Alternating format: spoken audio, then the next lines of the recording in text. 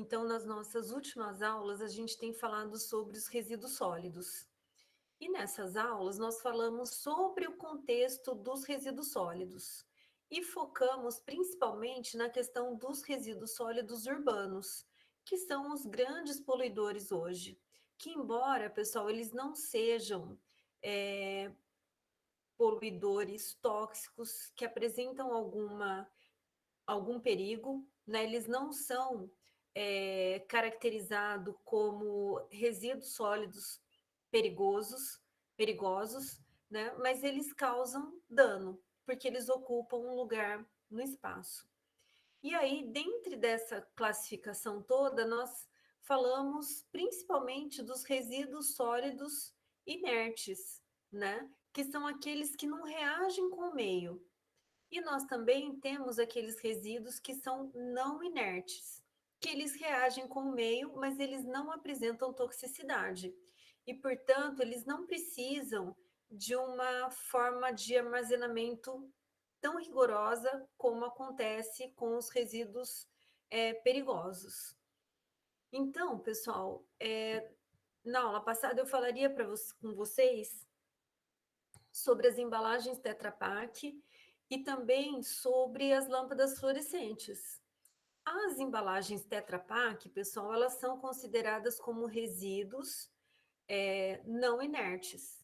Por que não inertes? Porque elas não têm a capacidade de reagir com o meio. No caso, pessoal, das lâmpadas fluorescentes, elas são consideradas como resíduos especiais domésticos.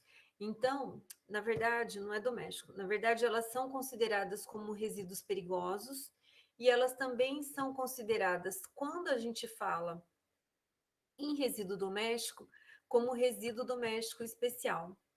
E aí eu acabei deixando para vocês, pessoal, uma atividade com definições, como se fosse um estudo dirigido em que envolveu esses dois temas. E aí eu vi que a maioria respondeu. Foi difícil, pessoal?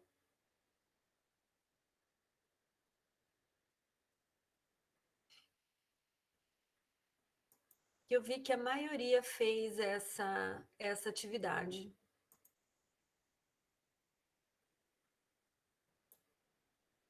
Deixa eu só confirmar aqui.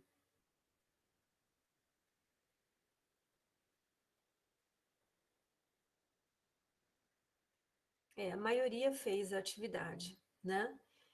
E aí, então, hoje, pessoal, eu vou só repassar rapidamente a questão das embalagens Tetra Pak. Por quê? Porque a embalagem Tetra Pak, ela entra no que a gente chama de ciclo produtivo de material.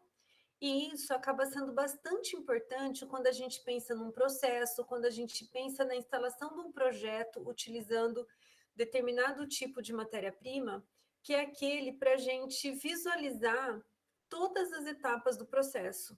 Então, quando a gente fala da embalagem Tetra Pak, pessoal, qual que é a característica dela? Qual que é a característica da embalagem Tetra Pak? O que é a embalagem Tetra Pak?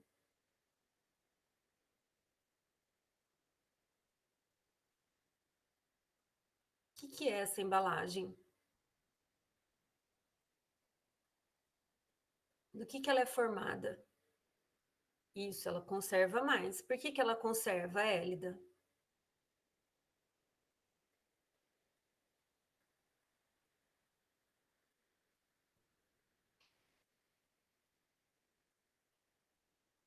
Quiser abrir o microfone, pode abrir, pessoal.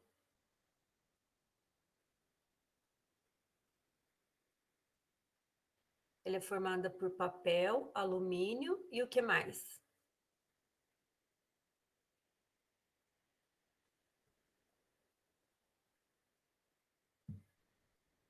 Tem mais um componente importante.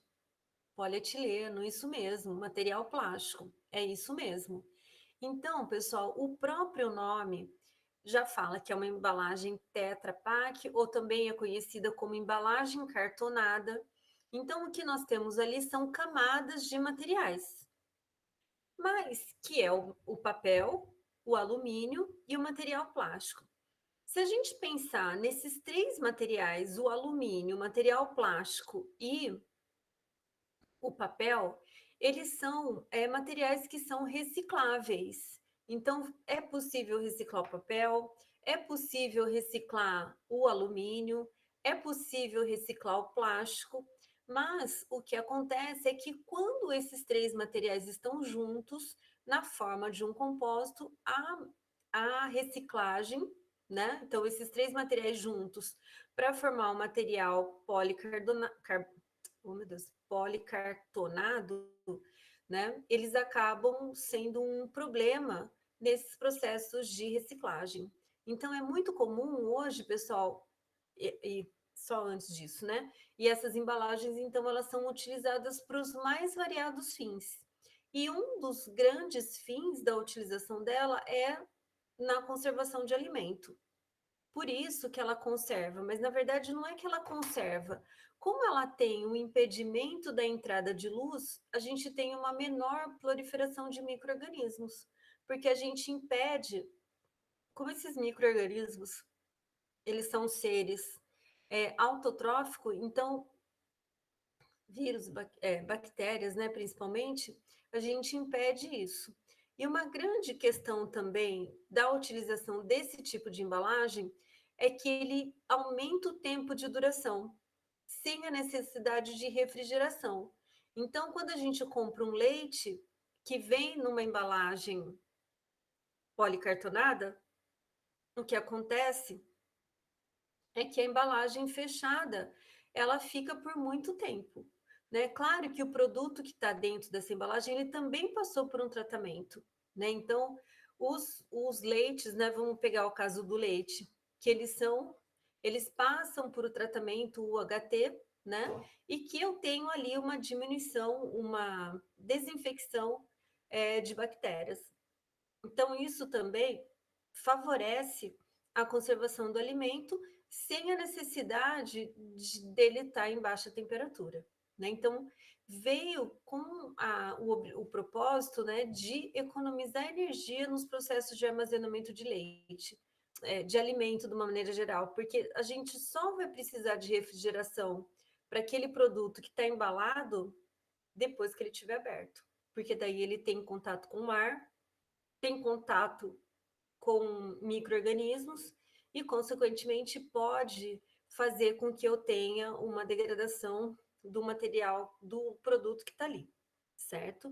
Então, pessoal, a embalagem veio como uma solução maravilhosa para ser utilizada como alimento, mas depois, da mesma forma que os plásticos, de uma maneira geral, a gente viu que ele tinha um revés, que é essa questão ambiental, que mesmo sendo inerte, ele acaba gerando impacto ambiental pelo volume que ele ocupa. Como eu adiantei para vocês, a reciclagem ela é complicada, né, e muito pouco utilizada. Por quê? Porque embora o plástico, papel e alumínio sejam recicláveis, os três juntos prensados não traz uma viabilidade econômica para que a gente faça a reciclagem dessas caixinhas. Então, o que se mais faz dessas caixinhas é a reutilização. Então, hoje, nas embalagens de leite, vem a dica que a caixinha pode virar vaso, que a caixinha pode ser um forro de dormitório de animal, que ele pode ser utilizado como um regulador térmico de ambiente, já que o alumínio reflete a luz que incide sobre o telhado, por exemplo. Então, se busca funções de reutilização desse material, certo?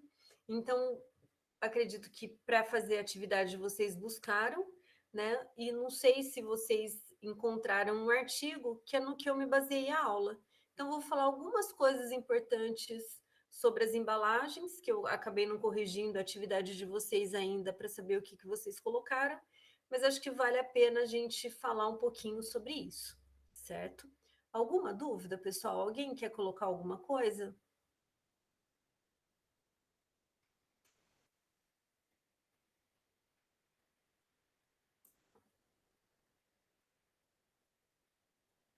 Então, vamos lá.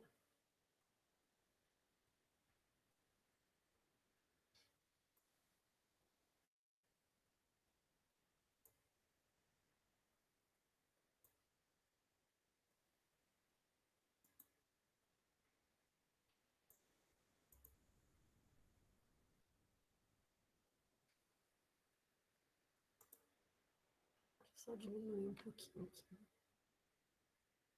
Todo mundo enxerga, pessoal?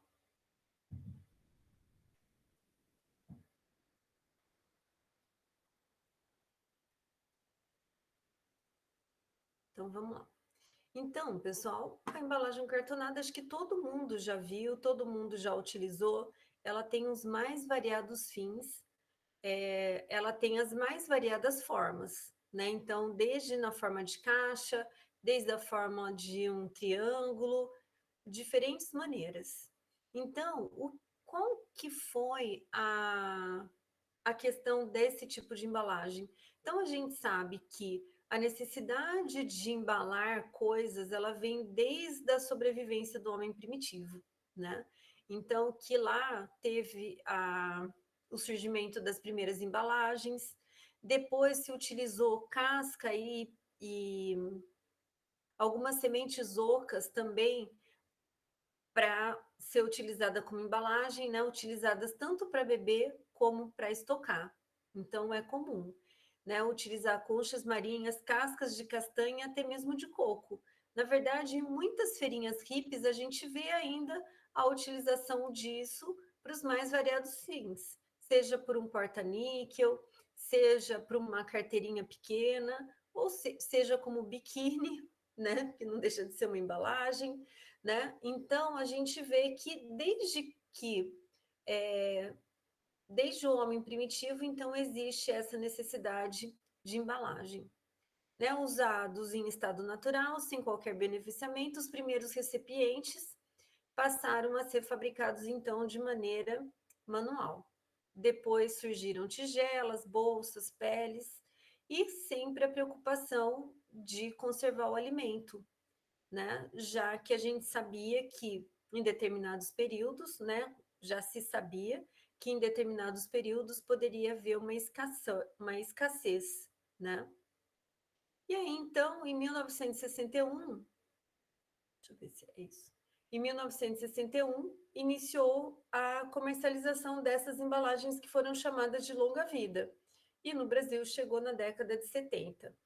Então, conservava alimentos por períodos longos, representava então uma economia energética, já que a maioria dos produtos não necessitava de refrigeração enquanto estivesse fechado. Então, consequentemente, para o transporte e para o armazenamento dessas embalagens fechadas, havia, ao longo desse período, uma economia na refrigeração. Uma outra vantagem é que elas são leves, né? Então, uma embalagem de 1 litro tem uma massa de 28 gramas, que contribui para a economia dos combustíveis durante o transporte. Que lembra que eu exemplifiquei isso para vocês quando começou o PET, né? As embalagens PET. Por quê? Porque ele é menos denso que as garrafas de vidro e, consequentemente, um caminhão de mesma capacidade, ele pode carregar muito mais embalagens, produtos em embalagens plásticas, porque a quantidade de energia utilizada vai ser menor, né? Então, a massa da carga, ela é menor. E isso acontece com as embalagens cartonadas. O volume também é pequeno, né? Porque eles falam em questão do uso de bobina, né? Então, quando uma empresa compra embalagens cartonadas para os seus produtos, a caixinha não vem montada, né, pessoal? Ela vem na forma de uma bobina e depois ela é montada em loco. Hoje já tem equipamentos mecanizados que fazem essa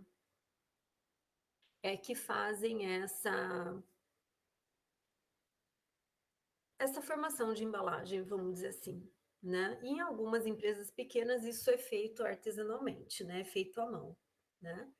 Então, o volume ocupado é pequeno, então 300 embalagens de 1 litro vazias e compactadas ocupam o equivalente a 11 litros. Né? Então, vocês veem que a relação de espaço dela vazia e compactada é muito boa.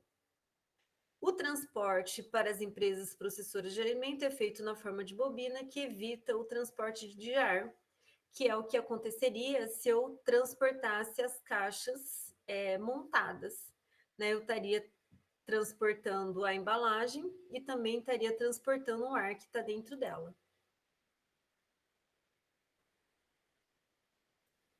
E aí, então, as nossas embalagens cartonadas, né?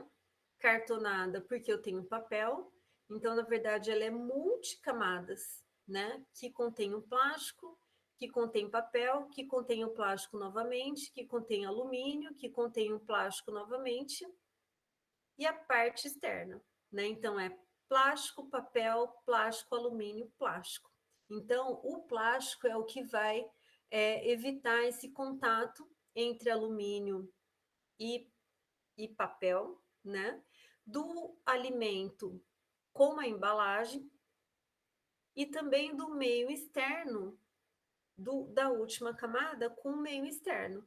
Então, o plástico ele vai ser um isolante aí, um separador, na verdade, não isolante, mas ele vai ser um separador ao longo de toda a produção dessa embalagem e também quando o meu produto estiver envasado por essa embalagem, certo? Então, nós temos das mais variadas formas e é assim que é o processo dela. Então, plástico, papel, plástico, alumínio, plástico.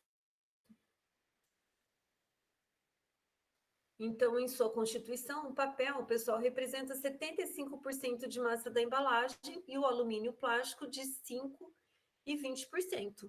Pela própria densidade desses materiais, né, pessoal?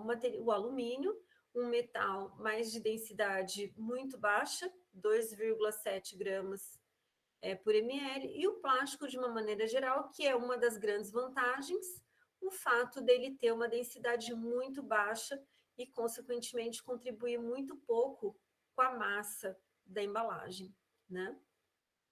Então, eles são dispostos de uma maneira ordenada, né, simplificada, para que ele possa ser eficiente dentro do seu propósito, né?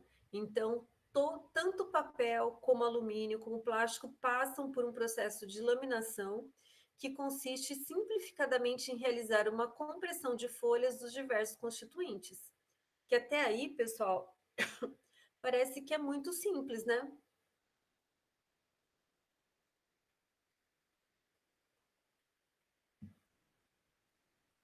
Que é muito simples, que cada uma das folhas comprimidas, compressas, né, para gerar essa embalagem cartonada, né? E o que a gente tem é que, segundo a empresa fabricante, a celulose usada na fabricação é obtida de florestas replantadas e certificadas, além de passarem por um processo produtivo que não utiliza cloro.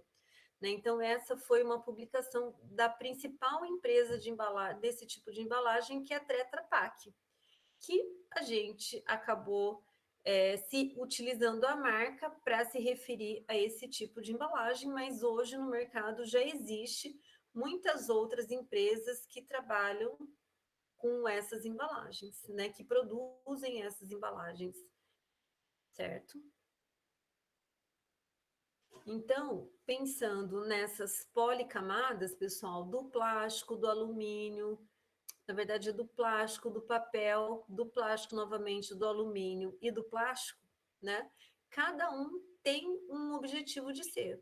Então, o alumínio utilizado nessas embalagens vai atuar como uma barreira à entrada de luz e oxigênio.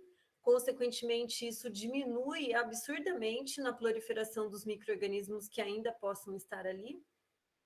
As camadas apresentam uma camada de alumínio, as embalagens, né? Apresentam uma camada de alumínio que se encontra entre outras dois de polietileno, do material plástico, né? Então, ele é sanduichado. O plástico empregado nessas embalagens é de baixa densidade, por isso que ele contribui pouco pela massa final. É útil para isolar o papel da umidade, impedir o contato direto do alumínio com o alimento e promover a adesão entre os outros materiais, né? Então, ele tem um objetivo. Pode ser encontrado em até 4 camadas, como na embalagem cartonada longa-vida. Então, cada um dos componentes, eles têm um objetivo, tanto o alumínio, como o plástico, como também o papel.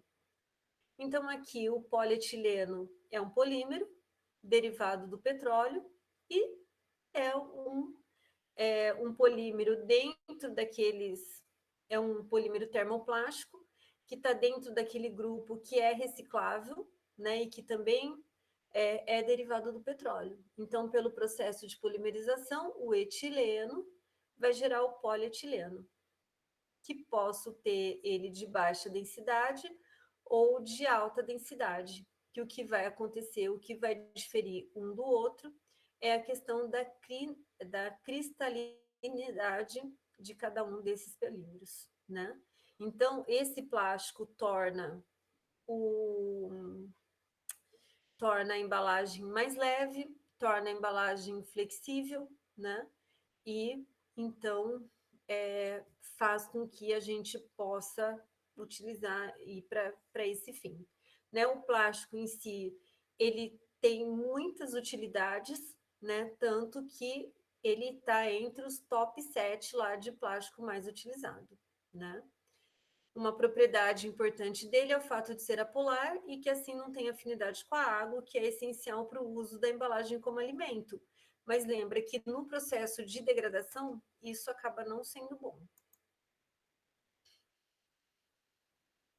E aí o compósito que forma, né? Então, na definição de compósito, nós temos o quê? Que é a combinação de dois ou mais materiais que estão juntos, mas sem gerar uma reação entre eles. E o que vai acontecer é que nos compostos, a associação dos diferentes componentes vai fazer com que eu tenha uma potencialização das características desses materiais, né? Então, os materiais constituintes dos compostos, né, podem ser orgânicos, inorgânicos ou metálicos e podem ser sintéticos ou de ocorrência natural. Então, aqui a definição e alguns exemplos, né, de compostos, que daí eu posso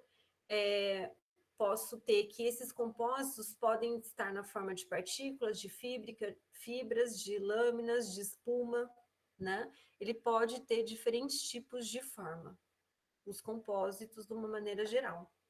Comparados a outros materiais homogêneos, essa combinação variável de componentes possibilita muitas vezes um aumento da eficiência do material, como resistência, densidade, propriedade. Então, eles se juntam, se agregam para melhorar alguma combinação. Então, devido às combinações, diferentes tipos de materiais, os compostos podem ser difíceis de reciclar, pois se torna dependente da sua constituição extremamente difícil essa pré-separação para depois seguir para o processamento de reciclagem, né? Apresentam um caráter de compósito laminado, já que são formados pela combinação de papel, cartão, polietileno de baixa densidade e alumínio. E claro que a tinta que imprime, pessoal, e que traz a identidade do produto que está dentro daquela embalagem. Então, como são compostos, pessoal, de papel, alumínio e plástico, existe uma grande dificuldade na reciclagem. Por quê? Porque esses materiais eles se agregam em função das suas características físicas e químicas, mas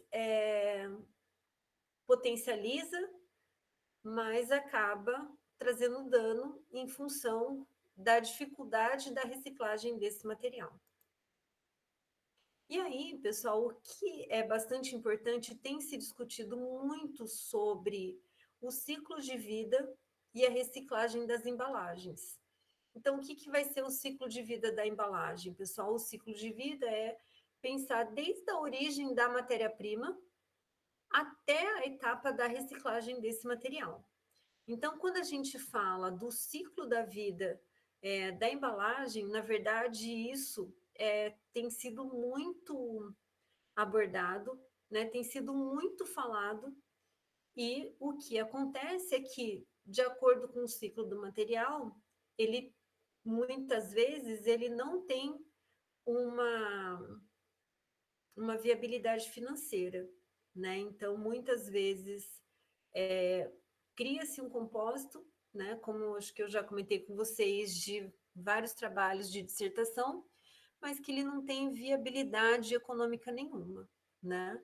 Então, hoje se faz a análise do ciclo de vida dos materiais, sejam eles quais forem.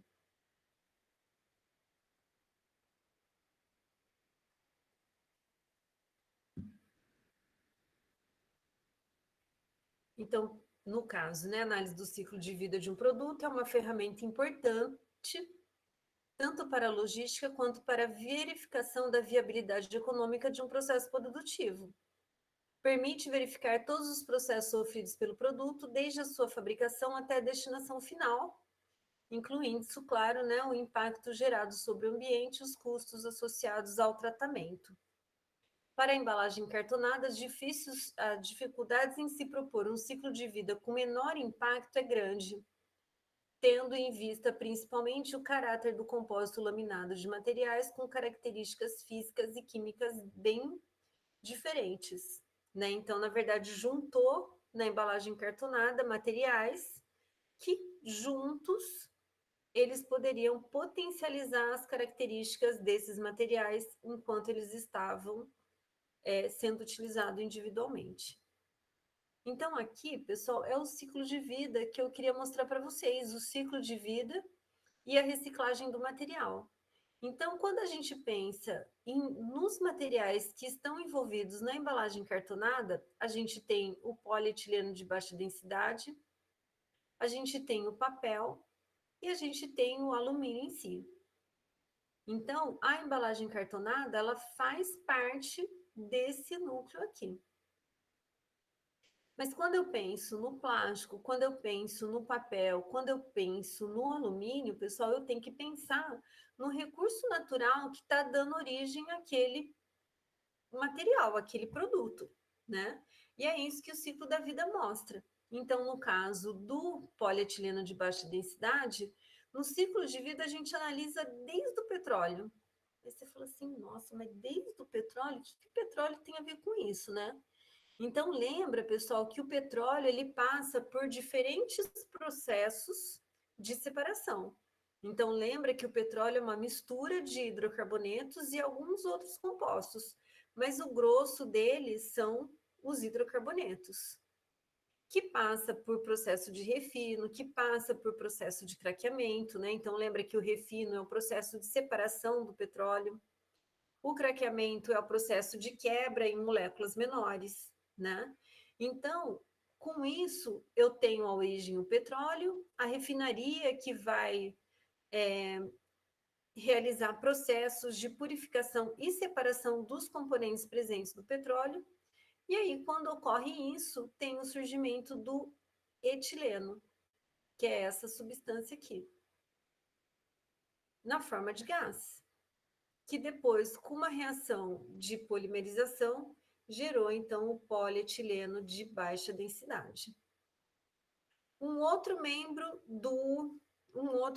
das embalagens cartonadas, as florestas. Por quê? Porque na verdade eu estou pensando no meu papel duplex, e aí esse papel ele é originário de celulose, né? E consequentemente essa celulose ela está dentro de uma floresta, né? Porque ela é trazida por meio de uma espécie vegetal, certo? Então, quando a gente pensa lá no papel duplex, né? O que a gente vai pensar é na floresta que gerou aquela madeira, né? E que gerou o papel que a gente utiliza hoje, né? E depois a bauxita, que é um minério que dá origem ao alumínio. Ele é um óxido de alumínio. E aí, a partir de processos eletroquímicos, né, a gente chega no alumínio sólido, certo? Então, quando a gente pensa nas embalagens cartonadas, quem que vai fazer parte, né? O polietileno de baixa densidade, o papel e o alumínio, que depois de adequados, né, eles vão para um processo de laminação, produção de embalagem multicamadas. Que tem algumas empresas, pessoal, que cada uma desses ramos, eles não existem no mesmo lugar, né? Então, é junção mesmo dessa matéria-prima, vamos dizer assim, num único lugar para poder se juntar e aumentar ainda mais a produção, certo? Então, pode ser que o mesmo lugar forneça polietileno de baixa densidade, papel e alumínio, mas, na verdade, né? Desculpa, pessoal, na própria empresa pode ter a produção disso, mas também pode acontecer de comprar de indústrias asfaltadas, né? Na verdade, asfaltadas não, sacramentadas, né? Que trabalham só com esse tipo de material.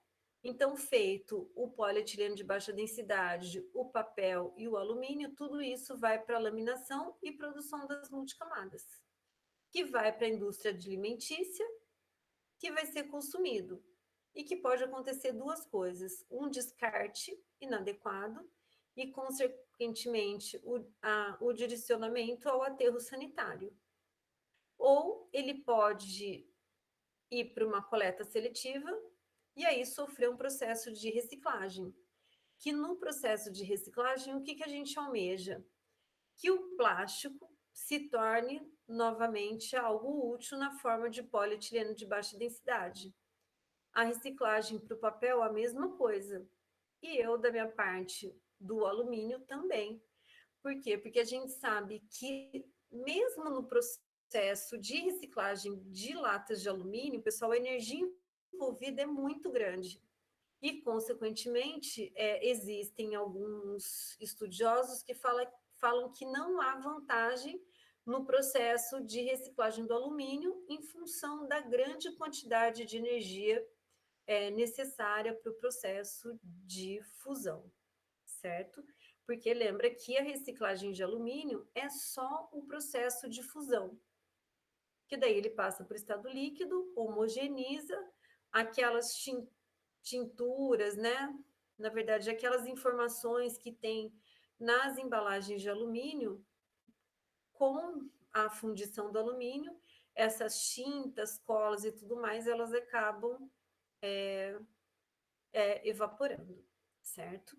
Então, aí conseguiu, por meio da reciclagem, liberação, né, a recuperação de polietileno, de alumínio e também de polietileno de alumínio e também do papel, certo? Então, esse processo, né? Então, que vai ter o consumo, vai ter a coleta seletiva, vai para a reciclagem, que cada um vai poder reciclar de uma maneira, né? Obedecendo, teoricamente, né? Obedecendo o processo de reciclagem normal. Mas existem outras formas de reciclagem, porque essa reciclagem inicial, o polietileno de baixa densidade, vai continuar sendo polietileno. O papel duplex vai continuar sendo o papel duplex. E a lâmina de alumínio vai continuar sendo lâmina de alumínio, certo? Mas o que, que acontece é que eu também posso ter outras formas de reciclagem, como é o caso de eu gerar novamente o óxido de alumínio, ou eu também, com plástico, gerar novos produtos, tipo aqui ele colocou canetas, banquetas, vassoura, né? Na reciclagem também,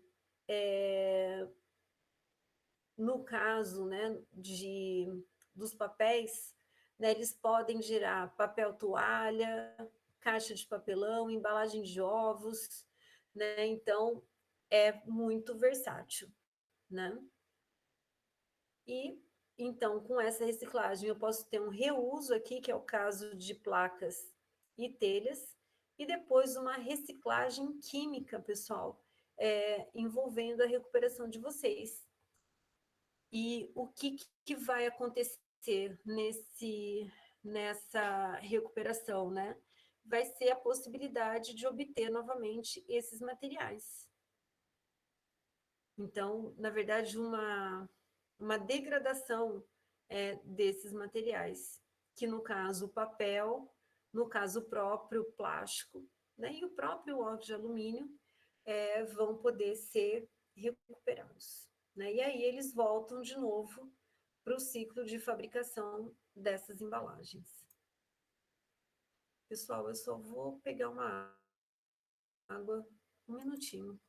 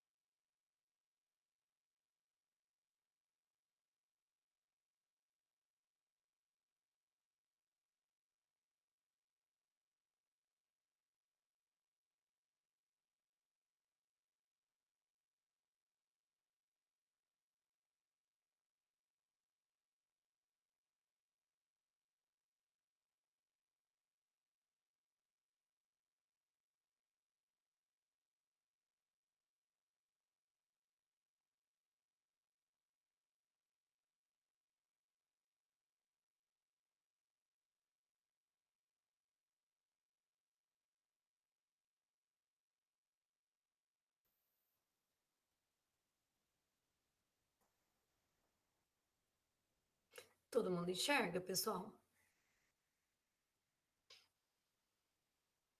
Então, aí, quando a gente fala do ciclo de vida, né, dessas embalagens, né, o ciclo de vida e a reciclagem, tem alguns apontamentos, né, que o desperdício de um produto, além das implicações ambientais, representa a perda de um valor energético agregado, né? Depois, materiais recicláveis apresentam menor custo de promoção do que as matérias-primas, já que incorporam um processo e um conteúdo energético. O Brasil consumiu em 2004, então, na verdade, há mais de 15 anos, 6,5 milhões de embalagens flexíveis, entre elas a embalagem longa-vida. Neste mesmo ano, 22% das embalagens foram recicladas no país, uma taxa superior à média mundial. Olha só. E, no entanto, como na maior parte dessas embalagens ainda depositada em aterros sanitários, cresce a cada dia o interesse em dar a ela um destino apropriado, que muitas vezes não é a reciclagem, pessoal, mas é a reutilização. Então, aqui nós temos os processos de reciclagem, que acho que é bem conhecido de vocês, né? Então, o processo de reciclagem do papel é desintegrar as fibras, então, separar essas fibras, limpar essas fibras e depois uni-las novamente, né? Então, o processo do papel inicia-se com a desagregação de aparas para separação de fibras, seguido de limpeza e destintamento. As fibras são chamadas de fibras secundárias e também podem passar por um processo de branqueamento antes de irem para a etapa de formação da folha. Vários papéis podem ser fabricados total ou parcialmente com fibras recicladas, né? Então, todo aquele processo de coleta da madeira, de fazer a extração, a separação da celulose dos outros componentes que compõem a madeira, tudo isso é evitado, porque a gente já utiliza na reciclagem do papel a desagregação das fibras e, consequentemente, utiliza apenas as fibras, né? Alguém já fez reciclagem de papel na escola, pessoal? Alguém já fez?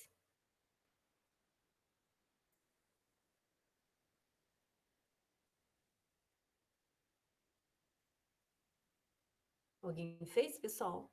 Aula de educação artística, já fez a reciclagem de papel?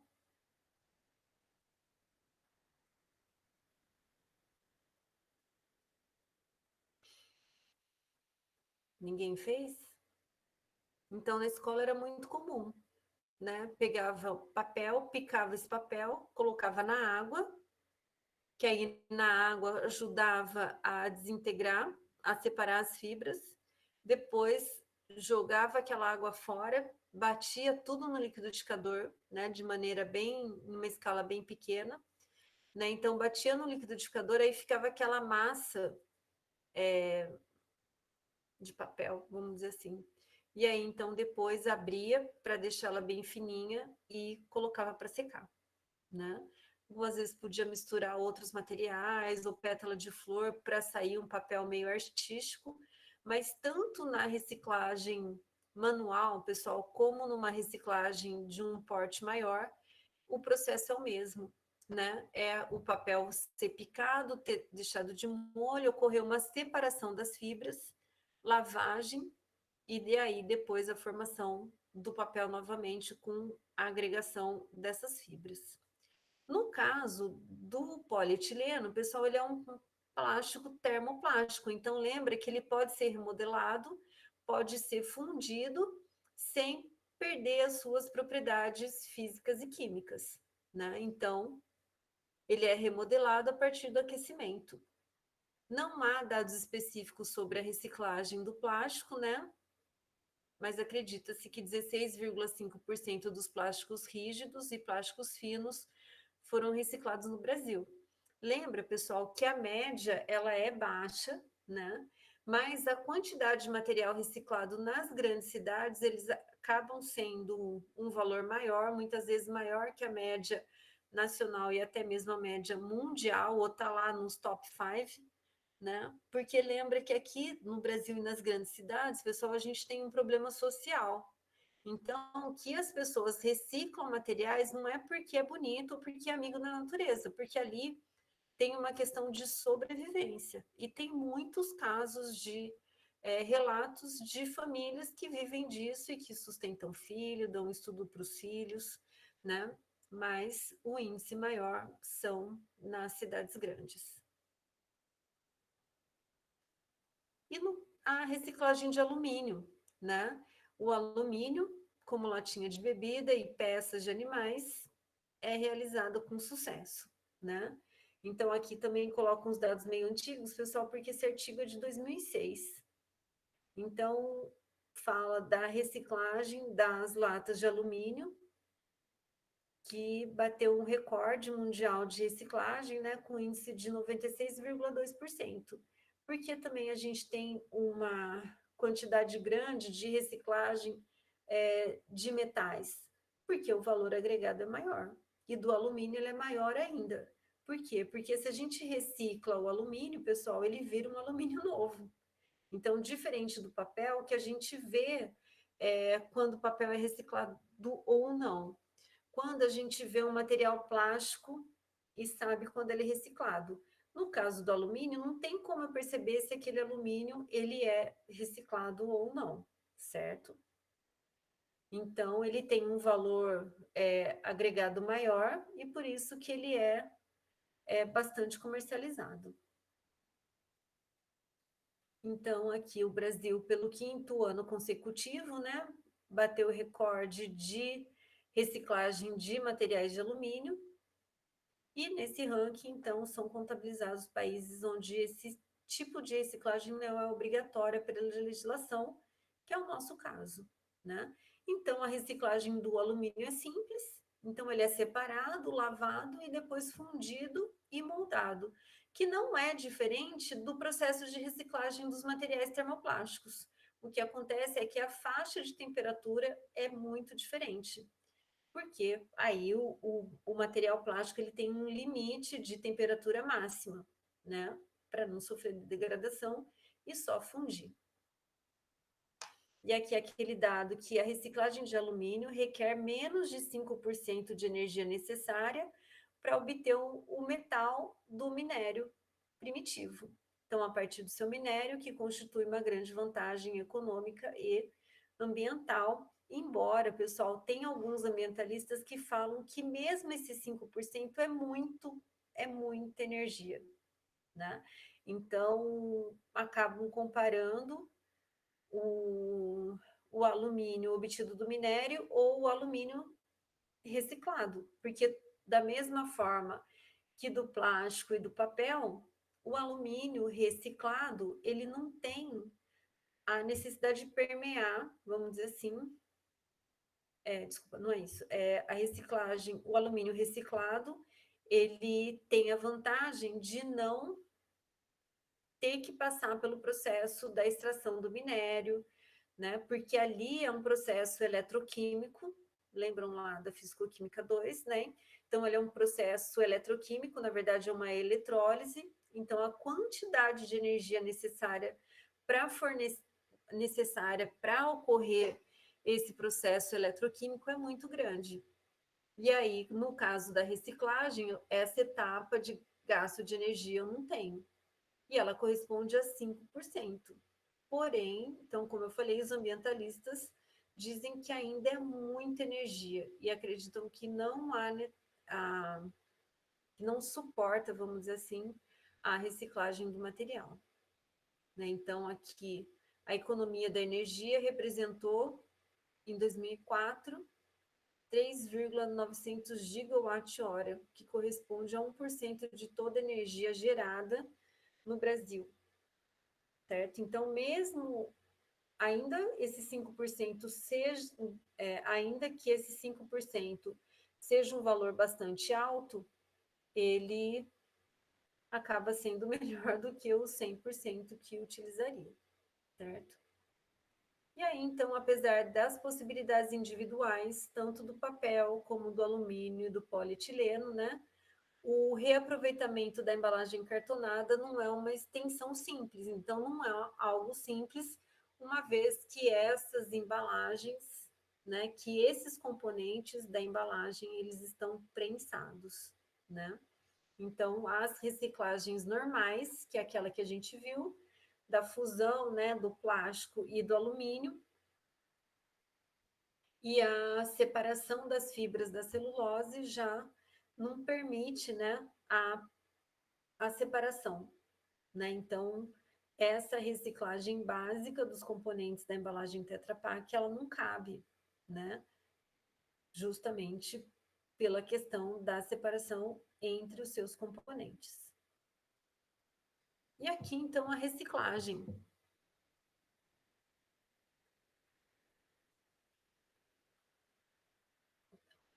Então, a reciclagem, a embalagem cartonada, essa é uma proposta, na verdade, da reciclagem. Então, normalmente, as embalagens cartonadas, elas ficam em tanques com água, né? E aí, com agitação, que isso vai favorecer o processo de degradação desse papel. Aí, depois disso, passa por um separador e com isso eu obtenho as fibras recicladas, que ela pode ir para uma máquina de fazer papel, né, as fibras, e a água ela volta para o tanque agitador. E a água, depois que ela já foi utilizada a exaustão, ela tem que passar por um tratamento de efluentes e aí ser descartada, certo? Então, as fibras papel, fibra alimentação do tanque, né? E aí depois essa água vai para um tratamento. Então, nesse agitador aqui que eu separei as fibras recicladas, ficou plástico e alumínio. E aí, com isso, a gente pode ter vários caminhos, né? Posso utilizar os próprios compósitos, papel e alumínio, para gerar outros produtos, né?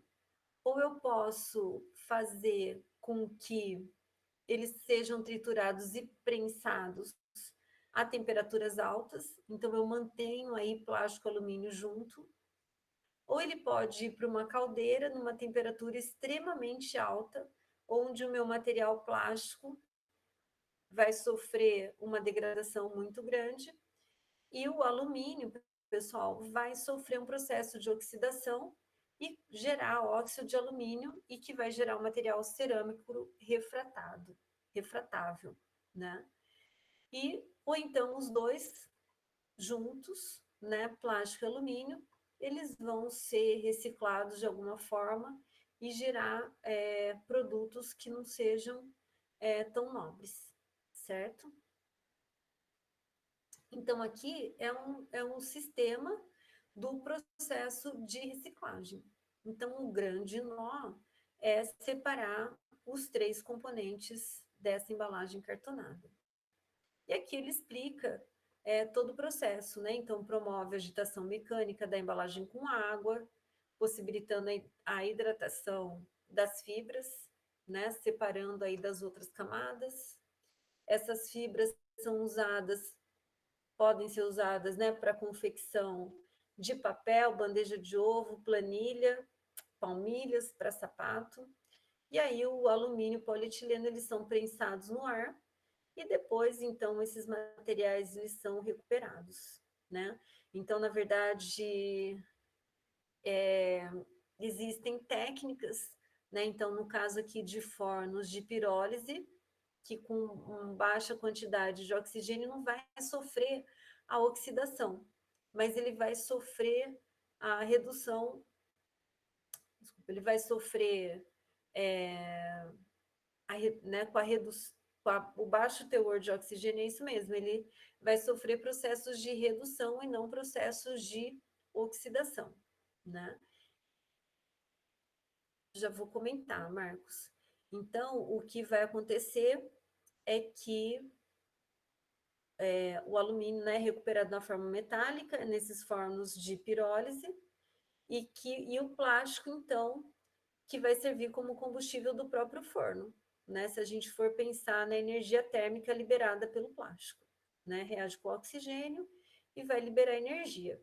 Então, como eu tenho pouco oxigênio, eu promovo a formação do alumínio metálico, né? E no caso do plástico, ele vai ser queimado e aí utilizado como energia. Outra possibilidade, né, a fabricação de materiais plásticos com alumínio incorporado, que vai dar uma outra propriedade, uma outra característica para esse material. E as embalagens também podem ser incineradas para produzir energia ou prensada a altas temperaturas para a produção de chapas resistentes aí na utilização de móveis e divisórias, no caso da não separação do alumínio e papel. E aí o Marcos pergunta se é viável, né? Não é muito viável, Marcos. A gente vai ver aqui um caso de um processo de reciclagem, que é uma pequena usina de reciclagem, que localizada em Piracicaba, que ela usa uma tecnologia chamada de plasma térmico, né? Que nesse caso permite a separação do alumínio do plástico. E o que acontece é que é um sistema, né, que é brasileiro, e utiliza a energia elétrica para produzir um jato de plasma de 15.000 graus Celsius. E aí ele vai aquecer essa mistura de plástico e alumínio, e, consequentemente, o plástico vai se transformar em parafina, e aí os mais variados fins, né?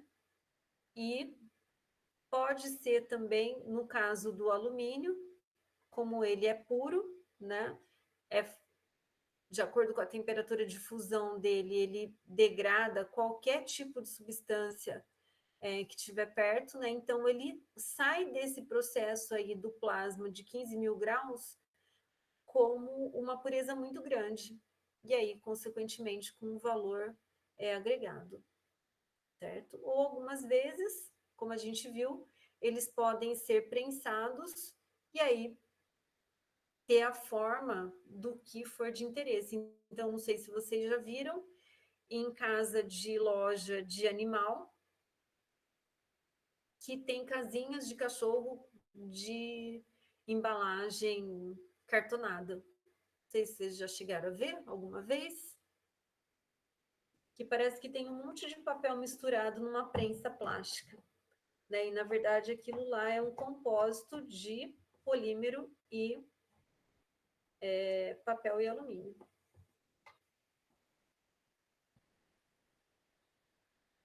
Não vou conseguir beber água. Já teve. E aí, qual que é a vantagem? Ela tem um conforto térmico, né? Em função da reflexão de luz, e acaba favorecendo o animal que vai utilizar. Só ver se eu consigo. Tá mais vazio.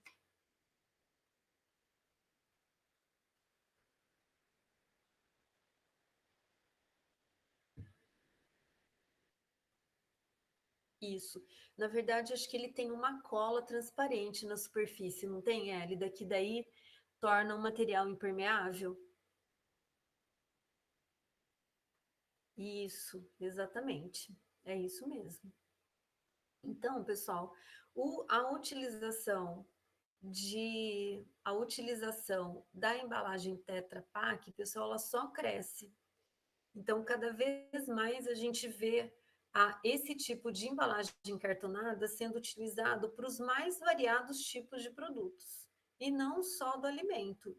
Claro que do alimento é o principal, mas ele é utilizado para outros fins. Então, as informações que eu trouxe dessas embalagens cartonadas, pessoal, é um artigo da revista Química Nova na Escola, que numa linguagem simples retrata aí sobre as embalagens cartonadas. Para o trabalho de vocês, não sei se vocês encontraram esse artigo,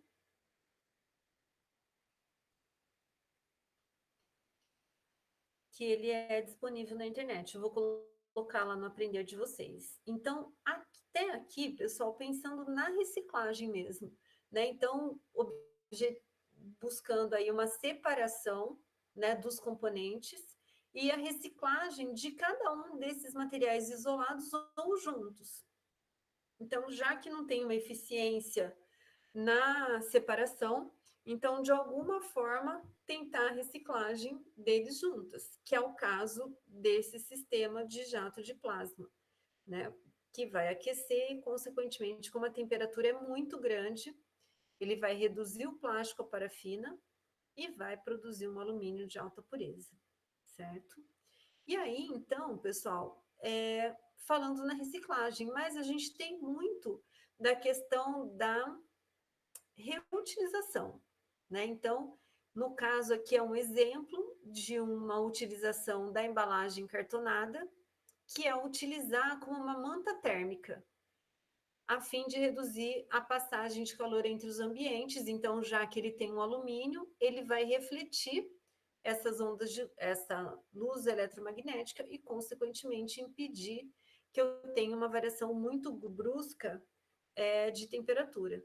Né? Então, o que é o conforto térmico? Né? A sensação de bem-estar relacionada a uma temperatura. Então, trata-se de equilibrar o calor produzido pelo corpo com o calor que perde para o ambiente que envolve, certo?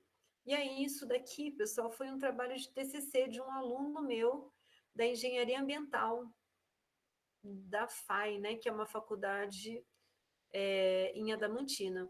Então, o que eles fizeram? Construíram uma manta com as embalagens de leite, cortaram, recortaram, na verdade, as caixinhas e fizeram essas mantas contínuas. Cobriram o telhado da parte externa, justamente para eu ter reflexão de luz, e aí, periodicamente, eles mediam com um termômetro interno a temperatura de dentro do ambiente e fora do ambiente para poder fazer a comparação. E aí eles sistematizaram os resultados, né? Então, com manta, sem manta, qual era a temperatura, né? Então, sem manta, 33, 32, 27, e com manta, 30, 29, 24. E aí fizeram todo um estudo, né, da avaliação da exposição, calcularam o IBUTG, que é o índice de bulbo úmido do termômetro globo, né, com a carga solar, né, que dá para fazer essa conta da medida do conforto térmico. E aí, sem manta, eles encontraram um valor, com a manta, um valor mais baixo, né? E a conta aí faz com que eles tenham uma diferença de 9 graus, que é um valor bastante significativo, certo? Então, o que eles concluíram do trabalho, né? Que a manta térmica do Tetra Pak é uma alternativa de verdade para reduzir o calor interno, dar maior uso para um produto que seria descartado, gerando os impactos ambientais, né? Porque mesmo que ele seja um material inerte, pessoal, ele atrapalha todo o processo de degradação da matéria orgânica, por exemplo, né? A embalagem de Tetra Pak possui um poder de reflexão capaz de minimizar as temperaturas internas, né? Então, como ele reflete, o material não absorve e não transforma em calor. E um resíduo que seria descartado pode receber um novo uso, diminuindo o desconforto térmico, que é um ponto positivo, prevenindo distúrbios fisiológicos em função da temperatura, né? No caso, ele sugere aqui a desidratação, choque térmico, entre outras doenças causadas pelo excesso de temperatura. Então, da mesma forma que essas embalagens elas podem ser feitas para fazer casa de cachorro, por exemplo, que já traz um conforto térmico, ele também pode ser utilizado como mantas para os mais variados fins, certo? Então, pessoal, aqui na parte do artigo pensando na reciclagem e nessa segunda etapa pensando no reuso, né? Então, na possibilidade de utilizar a caixinha exatamente do jeito que ela é, só recortando, sem ter a necessidade de utilizar equipamentos complexos, né, para que permita a reutilização do material, certo? Fica claro, pessoal? Vocês já tinham encontrado isso quando vocês fizeram o trabalho de vocês da semana passada?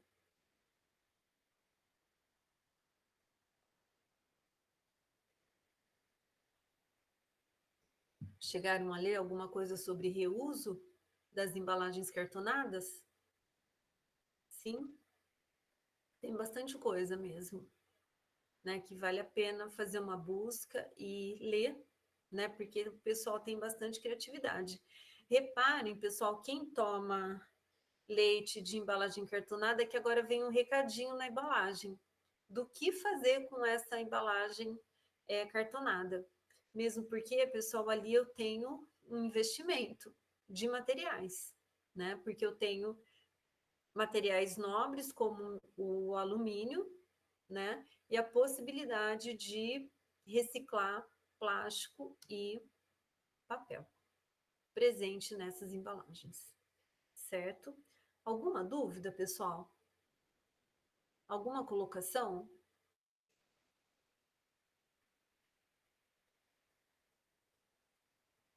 Isso, porque o conforto térmico, então, pode ser tanto para impedir que a temperatura suba, como também para impedir que a temperatura baixe muito, que na verdade, Marcos, é colaborar para o conforto interno do ambiente.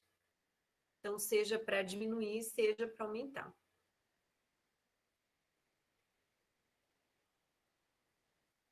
Alguma outra colocação, pessoal?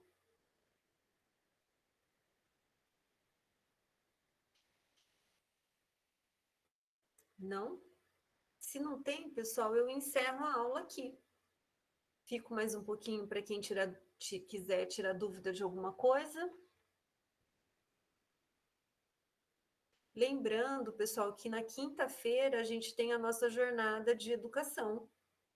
Principalmente na quinta-feira, pessoal, que é uma programação da Química.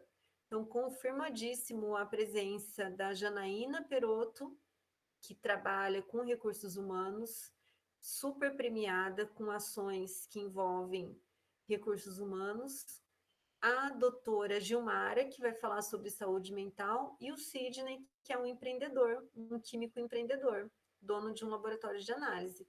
Lembra do network, né, pessoal? Tanto um quanto, na verdade, a Janaína e o Sidney, uma excelente oportunidade de network, certo? Então, na quinta-feira, pessoal, a gente vai direto para a atividade da jornada. Então, vai ser um painel de discussão, então vai ser no perfil TED Talk, né? Então, palestras de 30 minutos, e aí depois que forem as 3 palestras de até 30 minutos, a gente vai abrir para discussão. Então, tem tudo para ser bastante produtivo, certo? E aí, quem não fez a inscrição, dá tempo de fazer a inscrição ainda. Tudo bem, pessoal?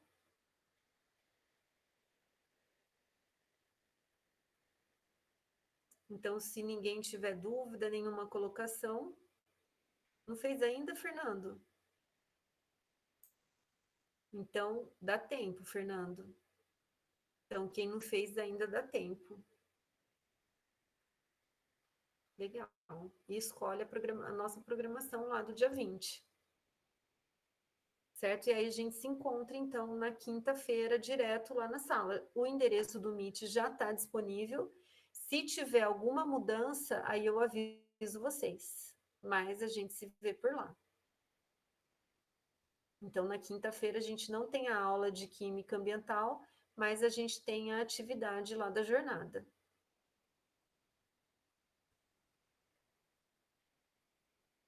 Então, é isso por hoje, pessoal. Boa noite para vocês e até quinta.